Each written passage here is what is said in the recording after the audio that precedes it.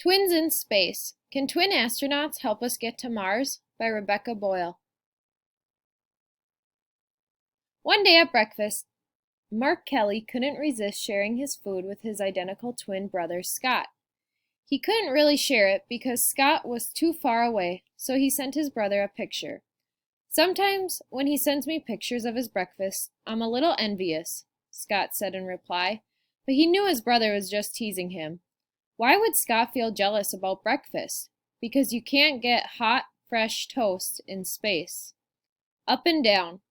Scott is the commander of the International Space Station, where he has been living for a year.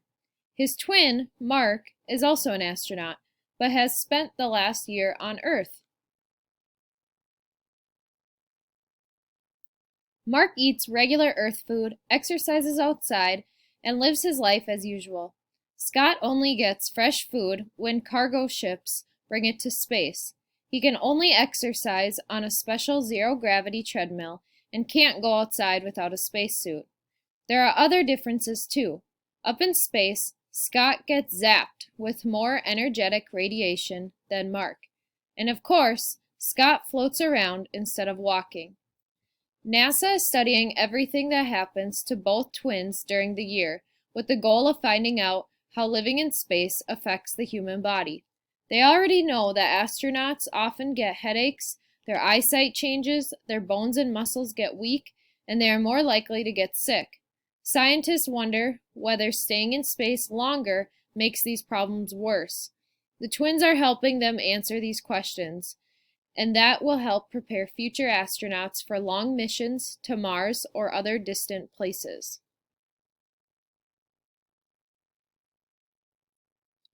Duplicate astronauts. Twins came up with the idea after Scott was chosen for NASA's one-year ISS mission.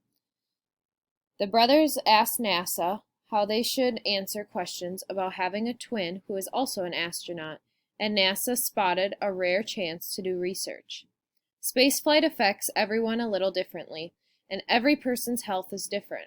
So how can you tell which changes in health are caused by being in space and which would have happened anyway? It would help if you could make a copy of your astronaut to stay on the ground as a comparison. Call in the twins. Scott and Mark are identical, so they share the same DNA. They are also both astronauts, so their overall health and training is pretty similar. But how different will Scott be after a year in space? As Susan Bailey, a scientist of Colorado State University who is studying the twins, puts it, because they are identical, or at least as identical as people get, we can say that any difference we see between the twins is not due to differences in their DNA, but what spaceflight has actually done to the human body.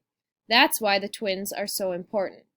To help Bailey study those differences, the brothers give themselves medical tests at the same time. They measure themselves every day and give regular blood and other waste samples. Scott's samples get sent to Earth on supply shuttles and are flown to a lab in Colorado where they are analyzed and compared to Mark's. A dream job. Giving samples might not be the first thing that comes to mind when you think about astronauts, but it's part of the job. And it's a job the Kelly brothers both wanted since they were little kids.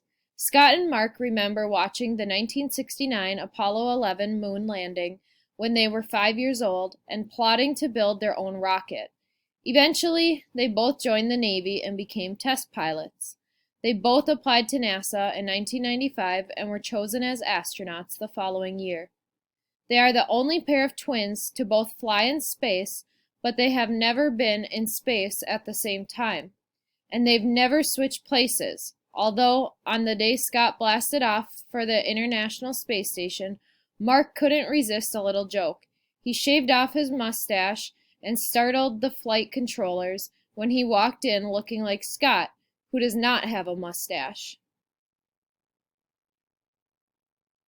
He fooled all of us, NASA Chief Charles Bolden told Scott in a phone call later. That's the only way I can tell you two apart. They both say they don't compete with each other, but they do tease each other a little bit. For instance, Mark likes to point out that he's the older brother by just 6 minutes. But when his year in space is up, Scott's body will probably seem older just because spaceflight is so stressful.